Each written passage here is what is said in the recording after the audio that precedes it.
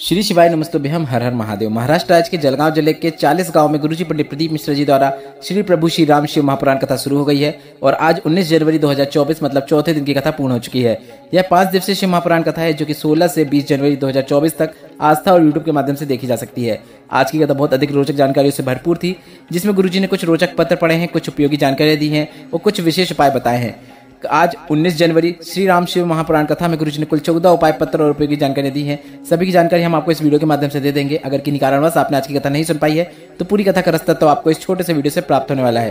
पिछले वीडियो में हमने आपसे एक प्रश्न किया था कि द्वादश ज्योतिर्लिंग तीर्थ यात्रा की शुरुआत किस ज्योतिर्लिंग से होती है, तो इसका सही उत्तर है ए सोमनाथ। और आज के वीडियो का प्रश्न इस प्रकार है जो आपकी स्क्रीन में भी दिख रहा है। गुरुजी पंडित प्रदीप मिश्रा जी किस सेवा समिति से संबंधित हैं? आपके ऑप्शन इस प्रकार हैं। ए कुबरेश्वर धाम सेवा समिति, बी विठलेश्वर सेवा समिति। आप इस प्रश्न का उत्तर अभी हमें कमेंट बॉक्स के जरिए भेज सकते हैं। हम इस प्रश्न का उत्तर आपको कल के वीडियो में जरूर बता देंगे। अब बढ़ते हैं आज की कथा की पहली विशेष जानकारी की ओर। कथा शुरू होते ही गुरुजी ने कहा, बचपन गया तो बचपन वापस नहीं आएगा, जवानी गई फिर जवानी वापस नहीं आएगी, अधेड़ी गई तो फिर अधेड़ी भी वापस नहीं आने वाली है। तो क्यों ना हम अपने बचपन को इतना अच्छा बना लें कि जब हम जवानी में रहें या फिर अधेड़ी में रहें या फिर बुढ़ापे में रहें तो हमें बचपन याद आए। इसके बाद गुरुजी ने कहा कि इसी तरह हम जवानी को भी क्यों ना इतना अच्छी बना दें कि जब हम अधेड़ी में रहें तो हमें जवानी याद आए। इसके बाद गुरुजी ने कहा उसी तरह हम हमारी अधेड़ी को भी क्यों ना इतनी अच्छी बना लें कि जब हम बुढ़ापे में आए तो हमें हमारी अधेड़ी याद आए। और उसी तरह हमें हमारे बुढ़ापे को क्यों ना इतना अच्छा बना लेना चाहिए कि हमारे जाने के बाद लोगों को हमारी याद आए। बढ़ते हैं आज की कथा की दूसरी विशेष जानकारी की ओर। गुरुजी ने कहा आपको अपनी आसक्ति अपने परिवार से, घर से थोड़ी सी कम करना चाहिए और आपको अपनी आसक्ति करना है तो परमार्थ के कार्य में, धर्म में लगाना शुरू करना चाहिए। सप्ताह में आपको एक दिन ऐसा चुनना चाहिए कि इस दिन मैं दूसरों की मदद करूंगा, भूखे को भोजन खिलाऊंगा। और कोई अच्छा पढ़ाई लिखाई में है पर वह सक्षम नहीं है, पर अगर मैं सक्षम हूँ तो मैं उसे पढ़ने में मदद करूंगा। बढ़ते हैं आज की कथा की तीसरी विशेष जानकारी की ओर। गुरुजी ने कहा अगर आप सोचते हैं कि दुनिया वाले क्या कहेंगे, आपको यह सुनना चाहिए। एक बार नंदी पर भोलेनाथ और माता पार्वती बैठकर जा रहे थे। उन्हें देखकर एक व्यक्ति ने देखा और कहा एक नंदी में दो बैठकर जा रहे हैं, शर्म नहीं आती। इसके बाद महादेव उतर गए और माता पार्वती को बैठा दिए। इसके बाद उन्हें एक व्यक्ति ने देखा और आगे उस व्यक्ति ने कहा देखो जोरू का गुलाम है, पत्नी को नंदी में बैठाकर खुद पैदल चल रहा है। इसके बाद महादेव ने माता पार्वती को उतार दिया और खुद नंदी में बैठ गए और आगे चलने लगे। इसके बाद एक व्यक्ति ने देखा और बोला देखो कैसी निर्दयी व्यक्ति है, कोमल सी पत्नी को पैदल चलवा रहा है और खुद नंदी पर बैठा है। इसके बाद महादेव और माता पार्वती दोनों नंदी से उतर गए और इसके बाद उन्हें आगे एक व्यक्ति ने देखा और बोला इतना अच्छा नंदी होने के बावजूद भी दोनों पैदल चल रहे हैं, बताओ जरा। गुरुजी हमें यहाँ समझाना चाह रहे हैं कि आपको यह नहीं सोचना चाहिए कि दुनिया वाले क्या कहेंगे, आप तो अपने अनुसार मस्त जीवन यापन कीजिए। बढ़ते हैं आज की कथा की चौथी विशेष जानकारी की ओर। दीपाली जी पत्र लेकर आए जिसमें उन्होंने लिखा मेरा इंतजार करते करते 2 साल, 5 साल, 8 साल फिर 10 साल निकल गए पर संतान नहीं हुई। सब डॉक्टर को दिखाया, टेस्ट ट्यूब भी करवाया पर संतान नहीं हुई। फिर किसी ने मुझे पशुपतिनाथ व्रत करने को कहा। हमने एक पशुपतिनाथ व्रत किया पर हमें कोई लाभ नहीं हुआ। हम घबरा गए कि भगवान हमारी सुन नहीं रहे। इसके बाद हमने दूसरी बार पशुपतिनाथ व्रत किया पर कोई लाभ नहीं हुआ। इसके बाद हमने भोलेनाथ पर विश्वास बनाए रखा और तीसरी बार पशुपतिनाथ व्रत किया, साथ में सफेद दाखड़े की जड़ का प्रयोग किया। बाबा की कृपा से अनंत चतुर्दशी के दिन मैंने पुत्र को जन्म दिया है, उसी का आभार व्यक्त करने के लिए मैं कथा पंडाल में आई हूँ। इस पत्र में गुरुजी ने पशुपतिनाथ व्रत का वर्णन किया है जिससे संतान की प्राप्ति हुई है। पर पशुपतिनाथ व्रत आप संतान प्राप्ति के साथ साथ किसी भी प्रकार की कामना को पूर्ण करने के लिए रख सकते हैं। व्रत कैसे करना है, सुबह की पूजन कैसे करना है, शाम की पूजन कैसे करना है, इसका वीडियो अगर आप देखना चाहते हैं जिसमें हमने आपको पूजन करके दिखाया है, वीडियो आपको देखकर आसानी से समझ में आ जाएगा कि व्रत आपको कैसे रखना है। वीडियो की लिंक आपको इसी वीडियो के डिस्क्रिप्शन बॉक्स में या फिर पिंड कमेंट में मिल जाएगी, तो आप कमेंट के जरिए भी वीडियो की लिंक पर टच कर पशुपतिनाथ व्रत का वीडियो इस वीडियो के बाद देख सकते हैं। बढ़ते हैं आज की कथा की पांचवी विशेष जानकारी की ओर। वंदना जी पत्र लेकर आई जिसमें उन्होंने लिखा मेरे पति के दांत में तकलीफ हुई, जांच कराई तो डॉक्टर ने कैंसर बता दिया। समझ नहीं आ रहा था क्या करें। हमने ऑपरेशन करवा लिया, कीमो करवाया पर सब करवाने के बाद भी तकलीफ कम नहीं हुई और बढ़ गई।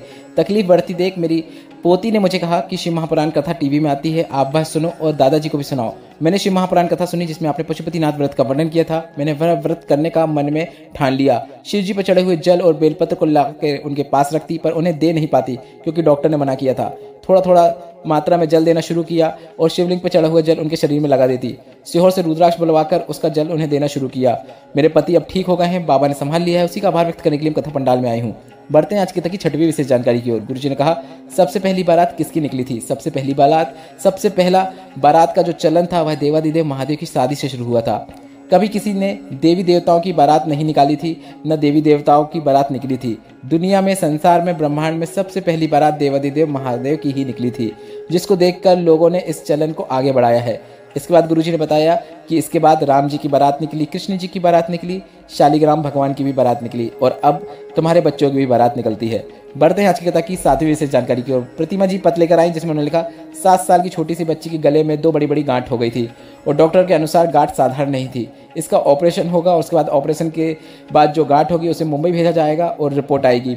हम जिस हॉस्पिटल में गए थे उसी हॉस्पिटल की एक सिस्टर मिली और उन्होंने कहा, आप सीहोर गए हैं क्या? आप सीहोर जाकर वहाँ का रुद्राक्ष लाकर उसका जल शिवलिंग पर चढ़ाकर बेटी को देना शुरू करें।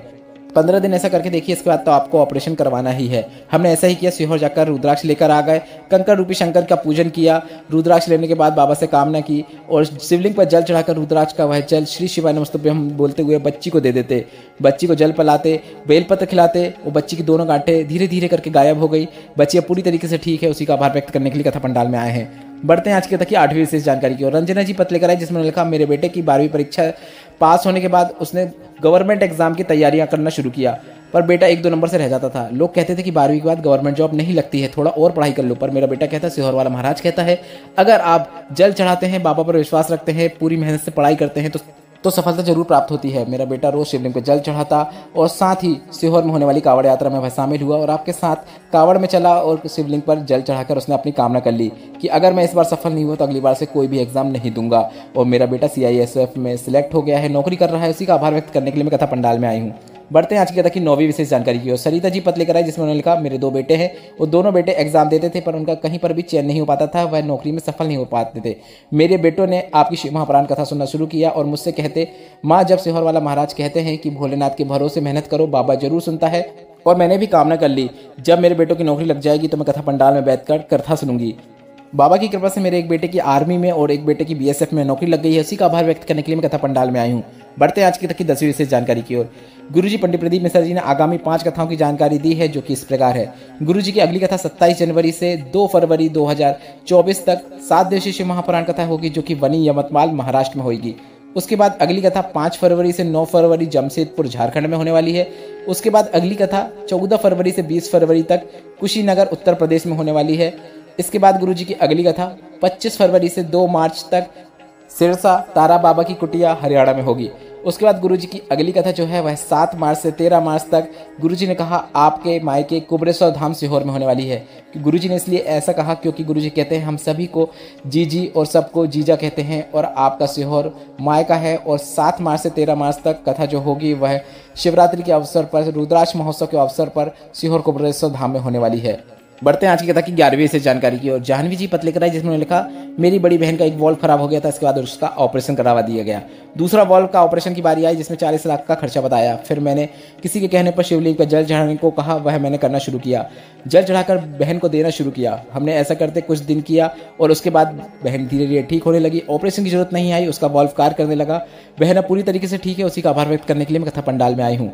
बढ़ते हैं आज की कथा की 12वीं विशेष जानकारी की ओर। गुरुजी ने कहा, शंकर का भक्त पर जब दुख आता है, कष्ट आता है, तकलीफ आती है तो जितना शंकर का भक्त नहीं रोता है उतना महादेव रोता है। बढ़ते हैं आज की कथा की 13वीं विशेष जानकारी की ओर। गुरुजी ने कहा, 1000 सोने की थाली या फिर 2500 चांदी की थाली या फिर 25,000 कांसे की थाली में भोजन कराने का वह फल आपको नहीं मिलेगा जितना फल आपको एक केले के पत्ते में भोजन कराने से प्राप्त होता है। केले के पत्ते का महत्व बताते हुए गुरुजी ने कहा कि आपको जितने भी पूजन होते हैं, जितनी देवी देवताओं की स्थापना होती है उसमें केले के पत्ते की महत्वता अधिकता में होती है। बढ़ते हैं आज की कथा की 14वीं और अंतिम विशेष जानकारी की ओर। इसके बाद कथा पूर्ण होते समय गुरुजी ने पशुपतिनाथ व्रत करने की विधि बताई। पशुपतिनाथ व्रत कैसे किया जाता है, सुबह की पूजन कैसे की जाती है, शाम की पूजन कैसे की जाती है। अगर आप पशुपतिनाथ व्रत करना चाहते हैं जो कि गुरुजी पंडित प्रदीप मिश्रा जी के अनुसार, तो हमने गुरुजी पंडित प्रदीप मिश्रा जी के अनुसार सुबह की पूजन कैसे करना है, शाम की पूजन कैसे करना है, सुबह की थाली तैयार कैसे करना है, शाम की थाली कैसे तैयार करना है, सुबह थाली में क्या क्या रखना है, शाम को क्या क्या रखना है, प्रसाद कैसे बनाना है, प्रसाद कितना मंदिर में छोड़ना है, कितना लेकर आना है, कितने दीपक मंदिर में लगाना है, कितने घर में लगाना है, सभी की जानकारी हमने आपको 2 वीडियो के माध्यम से करके बताई है। दोनों वीडियो की लिंक हम इस कमेंट बॉक्स में पिन कर देंगे या फिर आप डिस्क्रिप्शन में दी गई दोनों वीडियो की लिंक पर टच करके वे दोनों वीडियो देख सकते हैं। इस वीडियो में बताया गया उपायों से संबंधित अगर अभी भी आपके मन में कोई प्रश्न है तो वे प्रश्न आप कमेंट बॉक्स के जरिए पूछ सकते हैं। मेरे द्वारा दी गई जानकारी अगर आपको थोड़ी सी भी उपयोगी लगी तो इस वीडियो को लाइक करके कमेंट बॉक्स में हर हर महादेव टाइप करना मत भूलिएगा। श्री शिवाय नमस्तुभ्यम। हर हर महादेव।